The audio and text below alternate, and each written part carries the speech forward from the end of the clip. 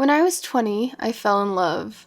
And here I am, 3.5 years later, still in love with the perfect man who loves me and respects me and who got me pet snails for my 23rd birthday. How did it happen, you ask? Funny story, actually. It was a beautiful, sunny day. We had a trip planned to drive 2 hours into the city to visit a special tea shop that was a few major cities over. On the way, we listened to the radio, humming to and laughing at early 2000 songs. I was wearing a dress and my favorite bomber jacket. As we got closer to Denver, our talks got longer, our laughs a little louder. The tea shop was beautiful. We picked out a few teas and a loose-leaf tea brewer. Smiles on our faces, we exited the tea shop, accidentally landing ourselves into a giant crowd. Scared, I grabbed Leo's hand and he gently guided me to safety. And that was it. That was all it took. A single touch, a single handhold. And the rest is history, I guess. Happily ever after. Perfect. Hey, Elle, is our relationship perfect? No. Okay, the truth is, and this might be hard to hear, my relationship is not perfect. That day we held hands and went to Denver, it was 90 degrees and Elle's car didn't have air conditioning. I was in searing pain because my joints hate any weather that isn't a constant 65 degrees. And I was a 20-year-old version of me that was going through one of the worst years of my life. Elle was taking me to Denver because for my birthday, my grandparents gave me a gift card for Tivana, a Starbucks-owned tea store that closed a year after we went there, and he thought that maybe a good day would be a good stopgap between me and suicide. We left the tea store, it being a huge mall, and accidentally got roped into a large group of people, which probably triggered a panic attack on my end. I grabbed Elle's hand out of fear, not love, and everything after that wasn't easy either. It wasn't like that was the clear-cut start of our relationship. The way we started dating was so organic and awkward, and we were in so much denial that we were literally spending the night together and kissing for months before we admitted to ourselves and to anyone else that we were in a relationship. It was only when we officially moved in together that we realized that, we were in love, and maybe that wasn't the end of the world. When we first fell in love, we were both going through the worst time of our lives. We had a terrible foundation for our relationship, and we were happy. We're happy now, but that doesn't mean that things have been easy, because they haven't been. Love isn't easy. It isn't like a Disney movie. Elle is not my soulmate, and he wasn't made for me. He isn't my other half, and he doesn't complete me. And you know what? It's not what I expected. It's harder, more mundane, but also the funny moments are funnier than I thought, and the touching moments more sincere. The fact is that falling in love as a young 20-something isn't anything that I thought it would be. It's not as magical, but in some ways it's better. Hello, Internet. My name is Ephie, and this is The Human Condition.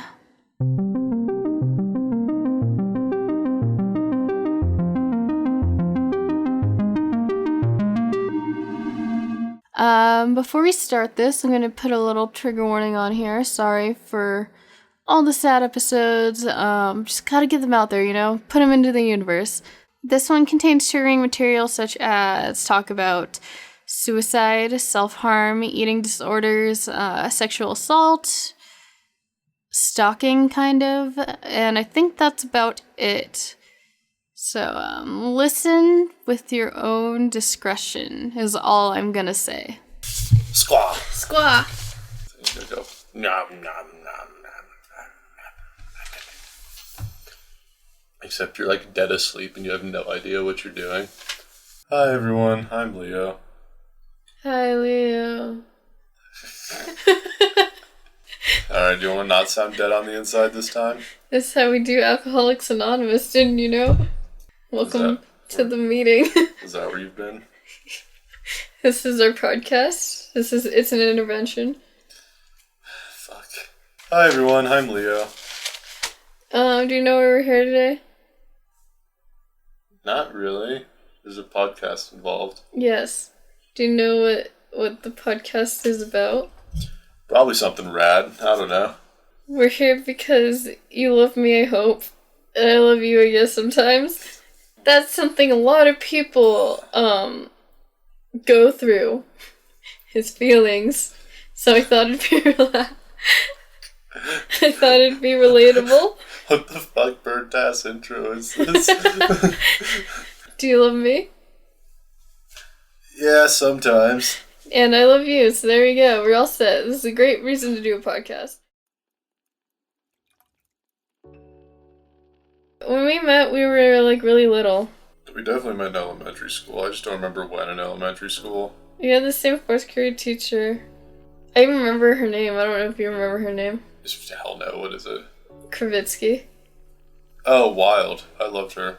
And I buried you in rocks in the fourth grade, I think. Or that might have been the fifth grade.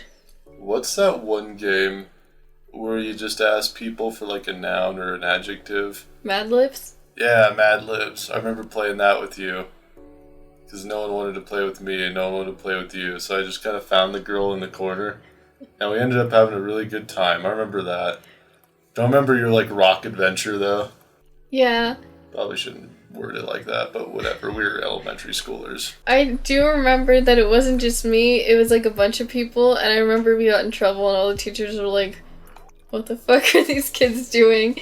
And you were just like buried, and all you could see were your eyes and your ears. What? Yeah. You had really big ears back then, I remember this. Stop big ears, what the hell do you want? Yeah, so we like dug a hole, stuck you in it, and then like 6 or 7 of us buried you in rocks. And that was like a highlight of my year, I guess, because I wrote it down. That's actually really cute. I don't remember any of it, but I'm glad you shared. Yeah, that's how we met, and we were 10 probably. How long have we been together? I don't know, how long have we been together? Just kidding, I know the answer to that. Hold up. 3 years. Woohoo. What did you say, woohoo? Like, so dead on the inside. Oh, yeah. Made it. Fuck. No, it's almost been 3 years. Almost? Yeah. Oh no, my brain just defaults to 3 years, but I think it's just because I like the number 3. I think that we've always added a year. For like the emotional damage or what? We have 2 cats. I have 1 cat, the other cat's a cunt. Quit being mean to her. She's such a lovely little kitty. And she appreciates you just not as much as she appreciates me. We both go to work usually, or you go to school. Sometimes we're employed, who knows? Right now we're not because we're in the middle of a pandemic, eh? Yeehaw, I'm employed. Fuck these people. I work on my stuff and you work on your stuff, and sometimes we watch YouTube videos together. I like how you just go from cats to like, yeah, we do things in the same room sometimes. Yeah. Also, like, we share things. Go through an actual day, okay? Whether I have school or I have work, one of the two. I'm usually going somewhere during the day. And then, I don't know, I make sure she's breathing when I wake up. And that's cool. And then usually a cat runs in the door and greets one of us, and that's pretty rad. And then I'll get ready to go work. Usually I go to work in the evenings. So I'll either wake up early and I'll work out, or I'll just wake up at like 11:30 or whenever he wakes up and do nothing until I have to go to work. I actually set my alarm to give me enough time to just like stare at each other and talk and wake up and like check my notifications on my phone and shit. We don't really do anything interesting. We were like an old married couple before we started dating, so why do you like me? Oh no, you're pretty neat. Is that it? Oh no, you ever feel bad for the ugly avocado at the grocery store? Yeah, that's why I'm here. And I'm here because I'm just lucky to be picked.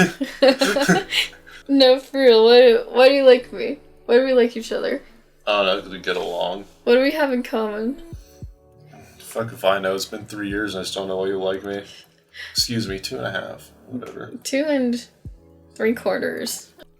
We are kind of compatible in the sense that both of us will probably never end up with people that are similar to us because we both hate them.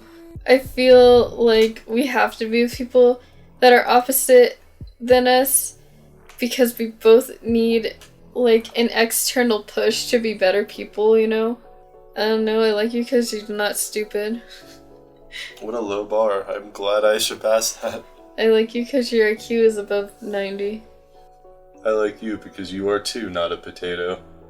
I think that we both have the same goals. Like, neither of us want kids. Oh, fuck no, that's never sounded appealing.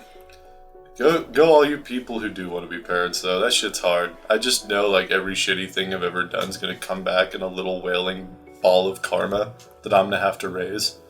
And I'm not prepared for that shit. We also kind of like to, like, do our own shit, you know? Like, have our own lives.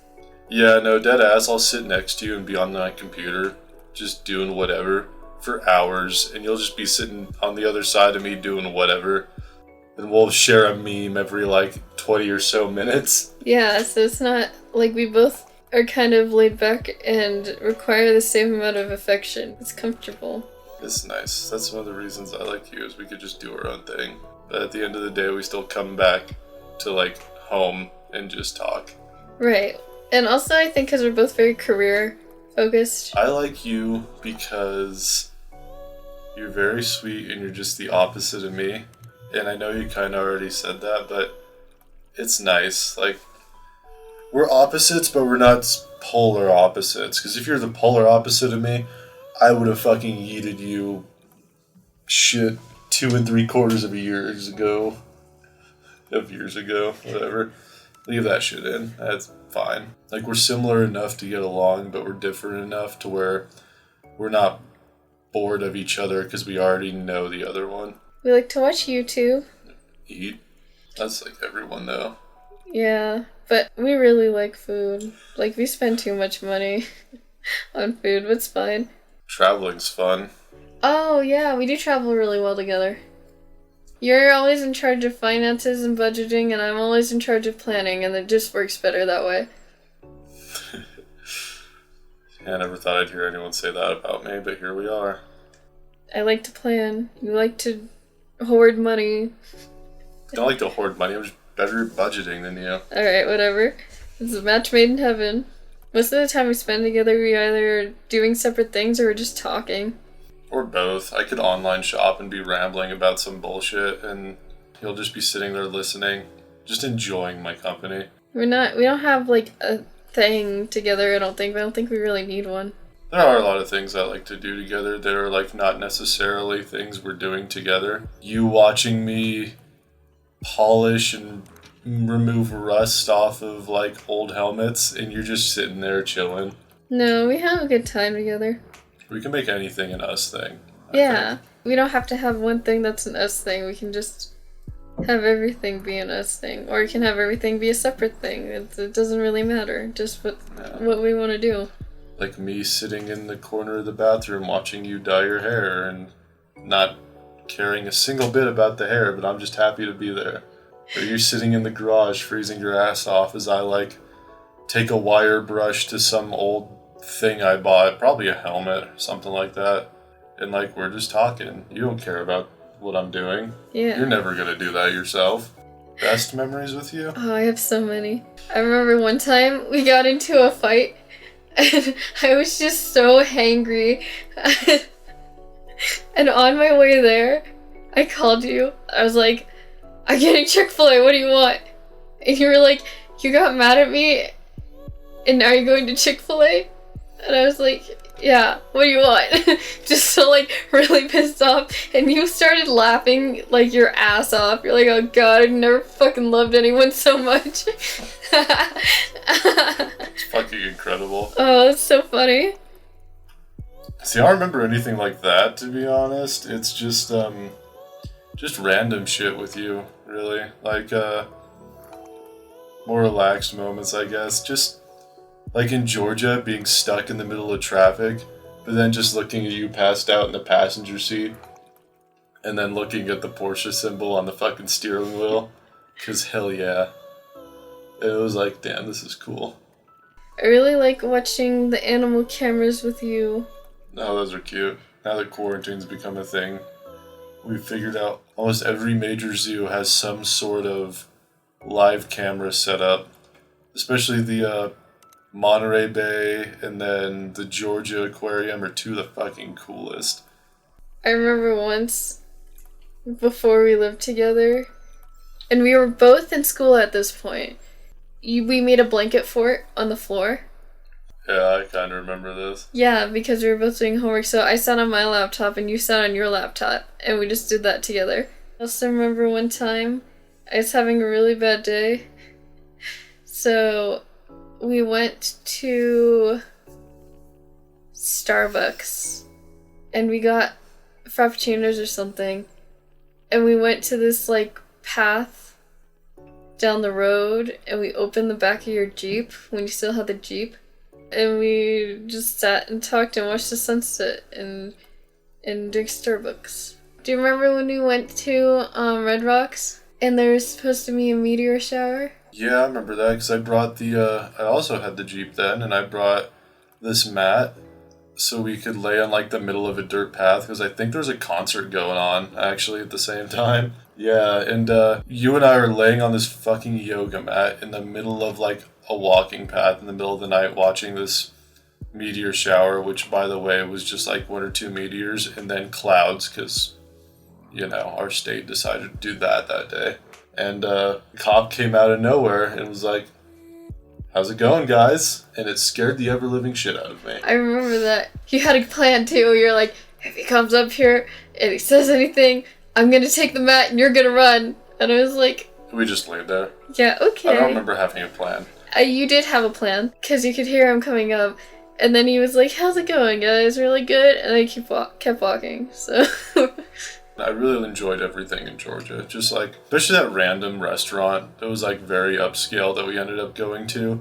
But then I ordered like fried chicken and greens. Collard greens. Which ended up being the best thing I'd ever eaten in my life. But it was like the whole experience of just, I don't know, it says there's a restaurant over here, and then you just pull into a random parking lot just to be greeted by like a Mercedes dealership thing and then like a Maserati out front of this 2-tiered restaurant. And it was really cool. Repainting the room was really cute. It sucked at the time because we were literally sleeping on the floor in an empty room with a single dresser.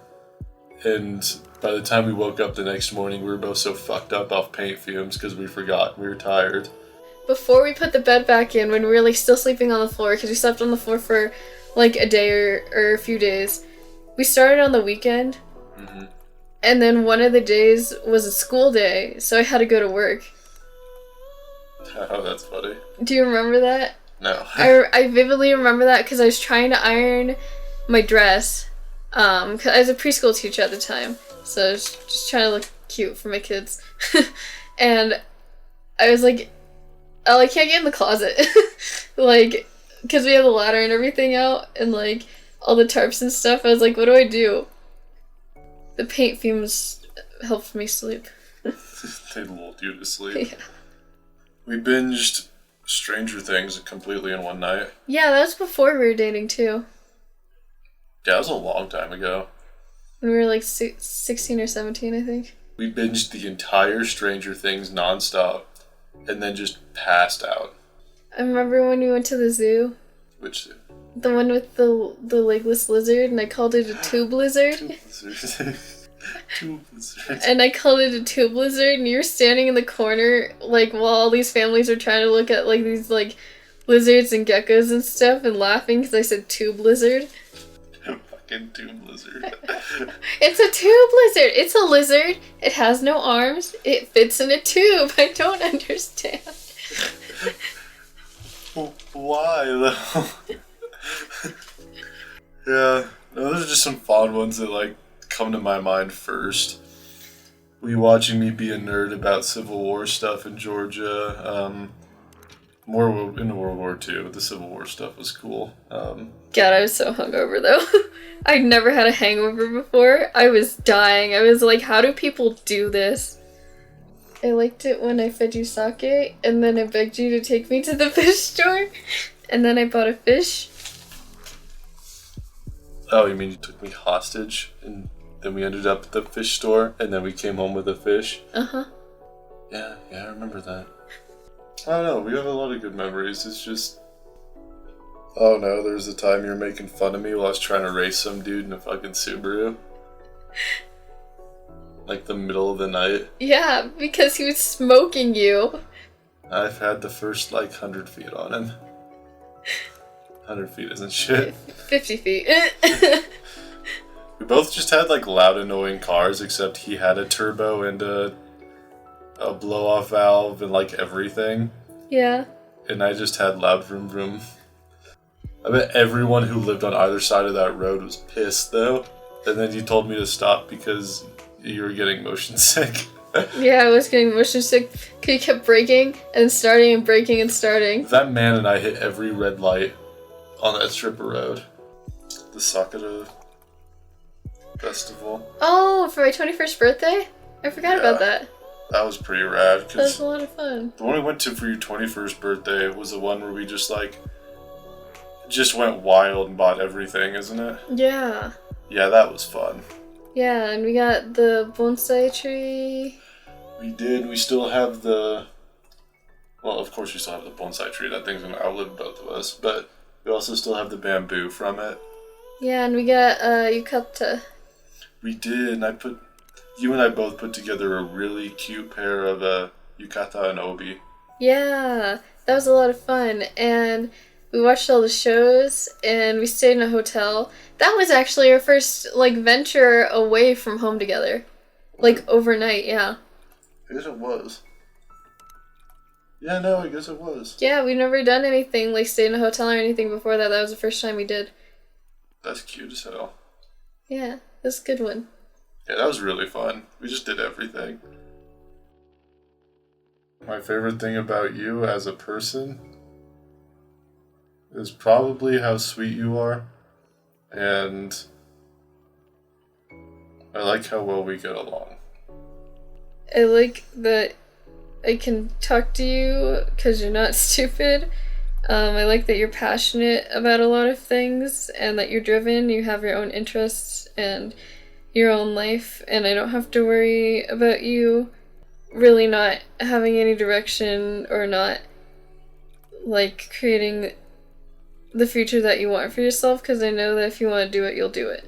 Some things I like about you are you're pretty driven as well.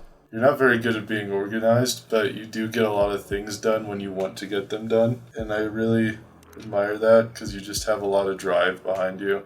But also, you manage to stay positive and motivated the entire time. And it's really hard to do that, especially for an end goal or for something such as a podcast or YouTube or just stuff like that. Are you okay with talking about the time that we started dating, or the circumstances that we were under, and how we started dating?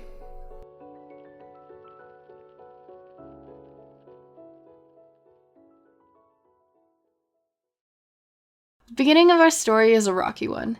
I was 19, Elle was 19. I was living on my own after being kicked out of my mom's house, and not only was it the first year of my own, it was literally the worst year of my life to date.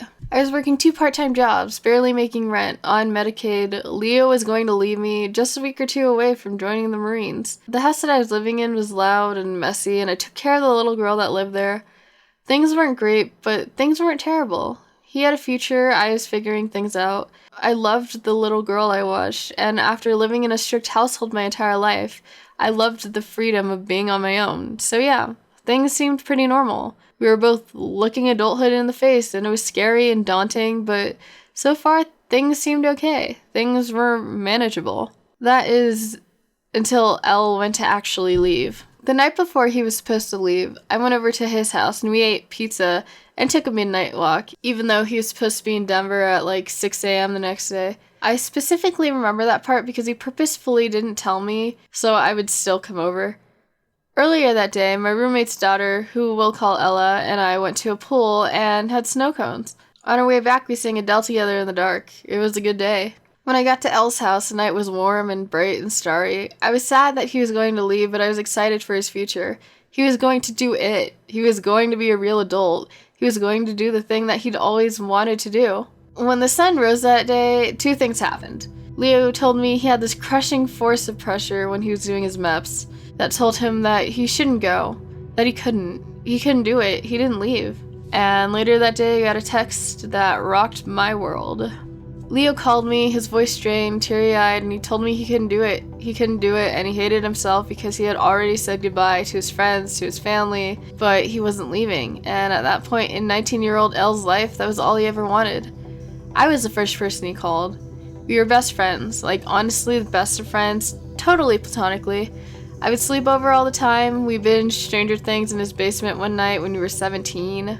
We got food and hung out at least once a week. Once, our senior year of high school, or maybe the summer before, he brought me a box of Fruit Loops on a Sunday morning, and my mom yelled at me because he didn't need to go out of his way for me, and I could get my own Fruit Loops. He was a friend that I texted gay anime memes to when I was depressed at 3 a.m. and couldn't sleep, which, by the way, was almost every night at this point. This was post-residential hospitalization, pre-getting my shit together me after all. We were best friends while we both dated other people. So, of course, when Elle made the life-changing decision to not go into the Marines, I was the first person he called. Elle was a mess. Like, in the worst way possible. He had dealt with depression before, but this was different. I stayed with him that night, and we watched YouTube while he cried and struggled to sleep. I understood really why he was upset. It was his dream that he'd worked for and dreamed of his entire life, and for some reason he just couldn't do it, and he didn't know why. That night is when the bad things started for me too. I couldn't sleep either, both because I was worried about Leo and because I couldn't stop checking my phone. I couldn't stop reading that text message, and the one that came after that, and the one that came after that. I couldn't sleep because I was scared, I was anxious. I woke up at about 7 or 8 a.m. the next morning and went for a walk. I was restless, I couldn't sit still. I found solace in the fact that Leo was struggling and I could help him and ignore my own problems. Side note, this isn't a script, this is just me. But I still do that, it's a bad habit. The next few nights were the same. I stayed with him, and when he slept, I watched him. Every morning, I would take long walks around the trail near Leo's house. I can't describe this feeling other than utter restlessness, pure anxiety, and I couldn't talk about it. Not with anyone, not with Leo for a while. To be honest, this time in my life is a time that I hardly remember. My brain has done a very good job of blocking it out. I don't feel any emotional attachment to this time in my life. It feels distant, like a dream, so I don't remember a lot of the whens and the whys of what happened, but I do remember what happened. I'm not sure if it was an emotional pinnacle. I'm not sure if it was a bonding emotional moment, but I do remember telling Leo because I couldn't do it alone anymore. And I remember feeling so bad, hating myself for giving him more burden to his already in-action life crisis. You see, that fateful morning when Leo decided not to go into the Marines, I got a text. I don't remember exactly what it said, and it was from an unknown number, but it was along the lines of, "I'm back in town and I still remember you. I want to see you again. Someone told you moved out of town. Hope I can figure out where." I immediately knew it was sent by my rapist.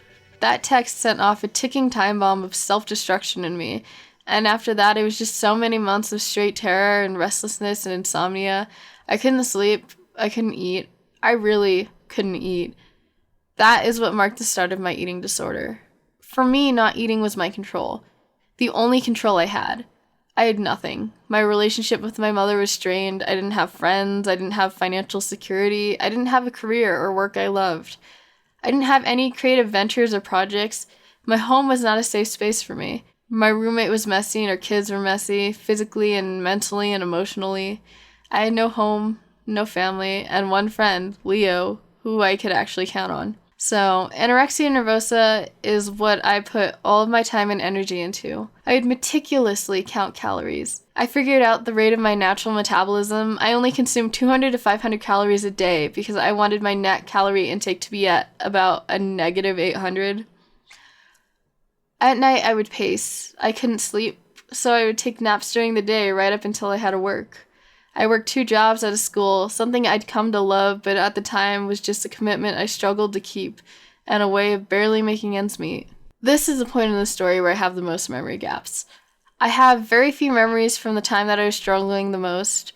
I lost 35 pounds in about 7 or 8 weeks. I remember I was still playing music for the church, and my mom would ask me if I was eating because I had lost so much weight in such a short amount of time. Of course, it was a, "Yes, of course, always, you have nothing to worry about," and nothing else because we didn't talk. But of course, I wasn't eating, and there was so much to worry about. I couldn't drive well. Of course I still drove because I was an adult and couldn't not drive, but I shouldn't have been. I have a huge dent in the rear passenger door because I literally ran into a pole trying to get gas. I'm sorry, it's not funny, but it's funny, okay? The fucking gas attendant was giving me the dirtiest fucking look. I remember once I drank a hot chocolate, and then on my way home I cried about it because I drank a hot chocolate and I was the worst. I puked when I got home, on purpose, because of course hot chocolate calories couldn't take up any space in my body. I ran up and down the stairs for a solid 30 minutes after that as my punishment. Once when I was working, watching kids at an after-school program, I walked in circles, counting my steps so I could record them later. There were a lot of nights and days too where I had to get L or comfort L. I remember once I drove to his house in the middle of the night, him wanting to come over to my house on the front porch, clutching Felix, a stuffed hedgehog I got him for Christmas one year, but his parents begging me to just stay the night so he was safe and he was home. There were a lot of days and nights like that, so many I probably don't remember. My days were days of devoting all of my time to Leo and devoting all of my time to self-destruction. Slowly, L started to get better. He went to a few crisis centers, talked out his problems, and it was a slow and steady recovery, but it was a recovery. I, however, was not recovering. I think when he felt okay finally was when he realized how close to death I was, how much of my time was devoted to my own demise. I remember once we got into a fight, driving around my neighborhood, Leo begging me to ask for help, to get help because I was killing myself, and I told him I knew that. That was what I wanted. He cried because I was his best friend, and he thought that I was going to die, and I cried because I was so sad and so broken, and fixing it just seemed so hard. I tried to talk to people, but I couldn't communicate what was wrong with me. I couldn't communicate what I needed. Toward the end of that summer, I remember having a conversation with Elle that I will always remember. It was evening, and we usually didn't do much but drive around and talk and not be home, and try to forget how bad things were. We went to Starbucks and found a nice open field to watch the sunset in. We opened up the back hatch of his Jeep and sat there and held each other and watched as day turned to night, and it was beautiful. I told him that night that I would try to get better. I would try to be better. I would ask for help. And honestly, it didn't really go like that. But I did make a commitment to myself that night to try and live. Not every night during that time was a bad time, honestly. Most of them were, but not all of them. One night, we found an empty construction parking lot in my neighborhood, and it was quiet and dark. And for hours we sat there with the sunroof open and watched the stars and talked and talked and talked. A lot of nights we would confide in each other, sharing the same bed in his room with the lights off, and talk about the worst things in our lives and just listen and be there for each other. I photographed a wedding 4 or 5 hours away once, and Al picked me up because I didn't want to be alone and he wanted me to be safe. And the drive home was, and still is, a highlight of my life. I watched the beautiful stars clear from lack of light pollution and listened to my favorite music as Elle drove my car back home and we talked and held hands. Our trauma bonded us, and not in a beautiful way, not like in a storybook, but in a way that was extremely human.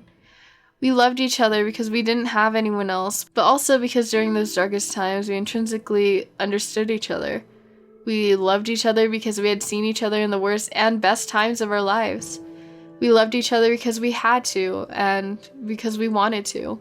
That year, I didn't ask for help. I didn't have a beautiful blossoming recovery story. Instead, I ended up in a hospital with an M1 because I was on the brink of suicide.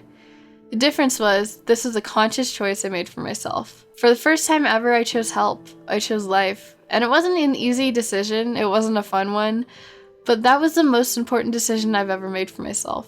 That was the start of me getting my shit together, me. That was the start of my life with Leo, or 6 snails, and so many fun travel memories, and a best friend I've always wanted, and a support system that the me of 3 years ago could only dream of. What a wonderful beginning. We've come a long way since then. It was not fun. No, it was not, but at least we had each other in like a cute, sad way.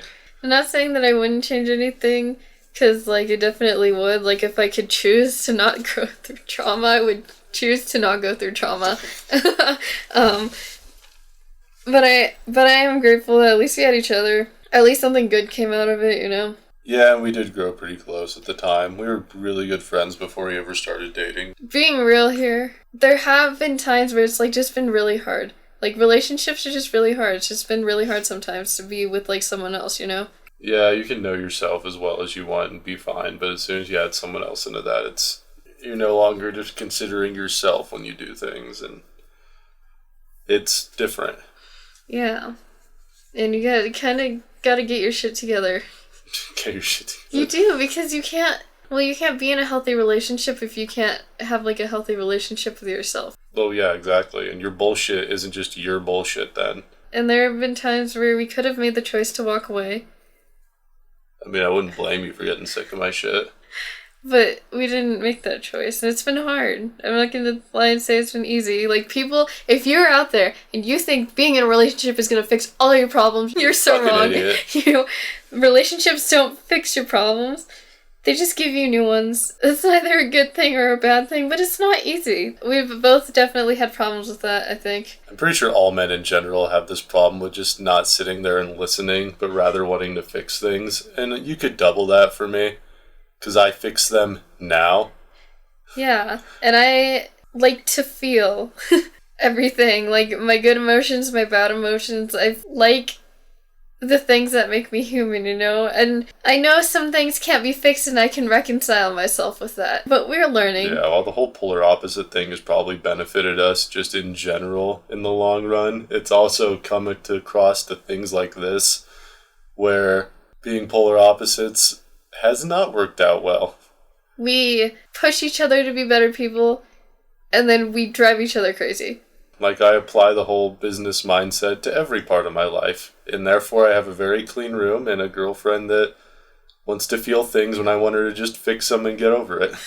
And then I have a boyfriend who only likes efficiency and responds to everything with anger if he doesn't have the time to deal with it in the moment. That's not always beneficial for me either, you know? And it's not healthy for me to dwell on my emotions either, but it's about finding a balance. And it's been a struggle. It's really been a struggle to find our balance, and this might be an issue we have for a while. This might be something we get over in 2 weeks. Who fucking knows? We do have our struggles. Nothing is perfect, but that doesn't mean that, like, it's not worth it.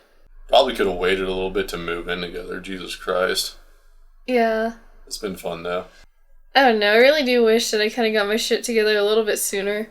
I feel like, for who I am as a person, like, where I am right now is not where I want to be, but, like, way better. Way, way better than I ever thought I would be. I don't know, I wish earlier in our relationship we would have had more problems.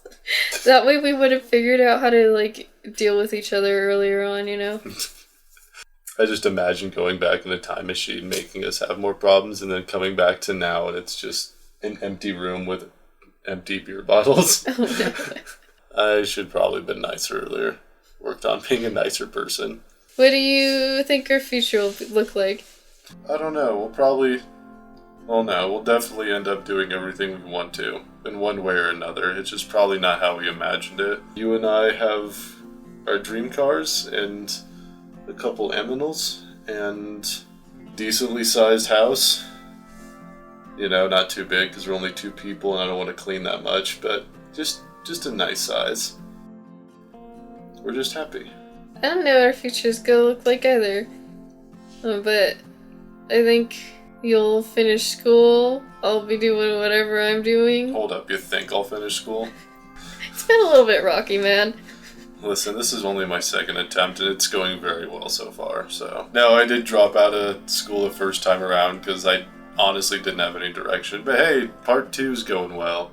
I think we'll have lots of animals. I think we'll have more animals than you want, and definitely some snails. Because I'll just come home with them, and then what's gonna happen? You'll yell at me for like 5 minutes, and you'll be like, fine, I guess we'll keep it, and then you'll clean the tank, you'll buy them plants. Yeah. That's why I don't want them. You'll take care of them and get emotionally attached. I want 2 separate houses.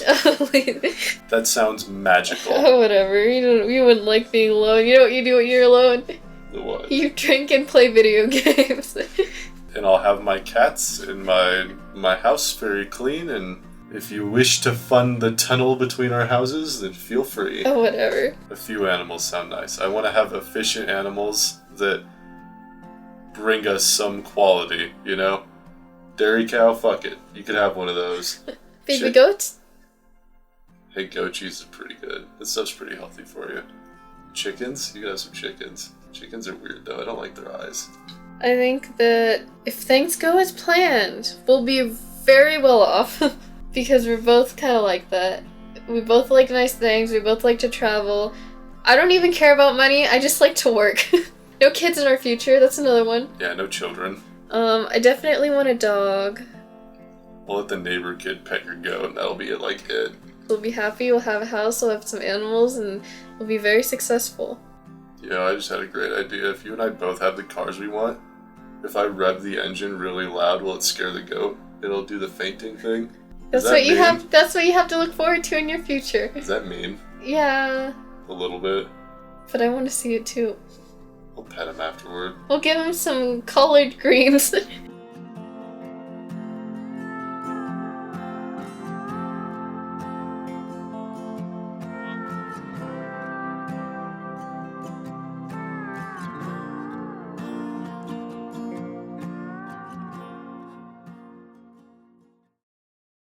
See, this isn't a love story. Not really. It's a life story. A terrible, harrowing life story that turned into a love story of two broken people supporting each other during the worst times of our lives. And I think that's what most love stories are. Life stories. But that's the best part. Love comes for you, whether you're sad or happy or going through the best or worst of times. Love isn't something to strive for, a dream or a wish fulfillment. Love just is. It just happens. After my M1, Elle and I moved in together. We knew when we moved in together that was it. That was all we wanted, was to be together. That's still what we want today. We painted our room a beautiful green color called California Roll, which is fitting seeing as our favorite hobby is getting sushi together. His family became my family, and he started calling my mom, Mom.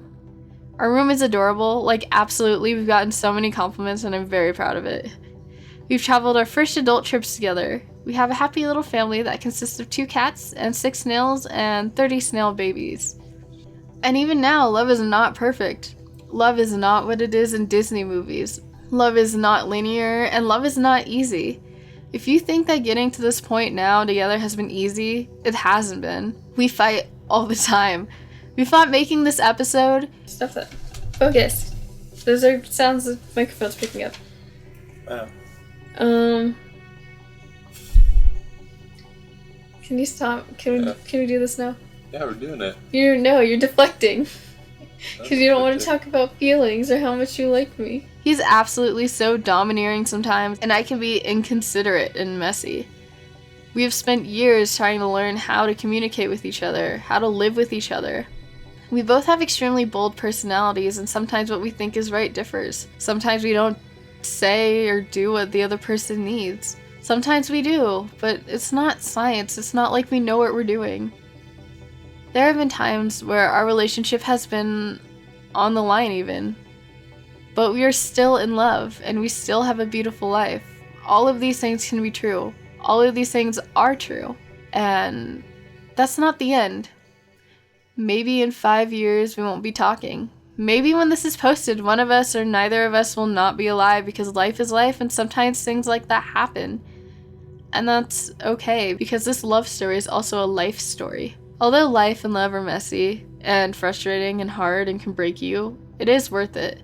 It will always be worth it, because maybe life isn't a movie, but all those inside jokes, those idiosyncrasies that only you know, the good times that come between the bad, has all reminded me that real life is better.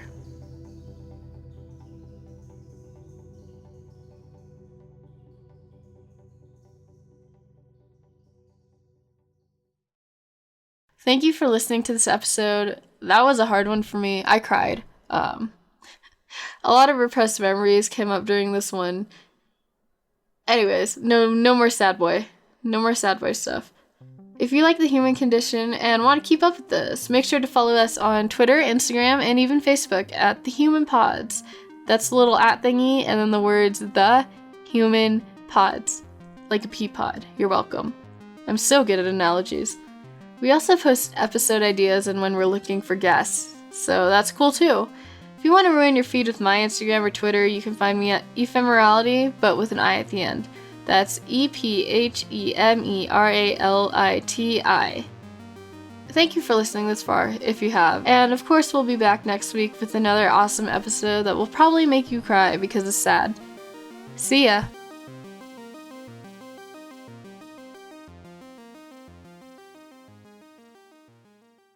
Anything you want to say to the people? Sucks. You don't get to say anything. You still gotta edit out the shit I said last time and just leave in the kinda ganada.